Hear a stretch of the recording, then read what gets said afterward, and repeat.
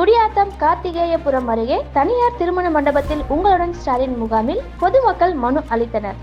வேலூர் மாவட்டம் குடியாத்தம் தாலுகா உங்களுடன் ஸ்டாலின் முகாமில் பட்டா மாற்றம், ஆதார் திருத்தம், பெயர் சேர்த்தல், அரசு வழங்கும் முதியோர் உதவித்தொகை கோரிக்கைகளை பொதுமக்கள் மனுவாக எழுதி கொடுத்தார்கள்.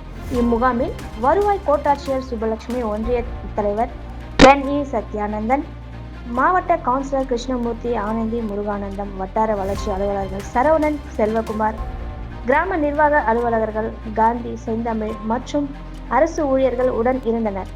மேல்முட்டுக்கூர், செட்டிக்குப்பம், ராஜாக்குப்பம், செருவங்கி ஊராட்சி மன்ற தலைவர்கள் சாந்தி, மோகன், சுந்தர், இமயகிரி, பாபு, இந்திரா, ரவிச்சந்திரன் மற்றும் பலர் உடன் இருந்தனர்.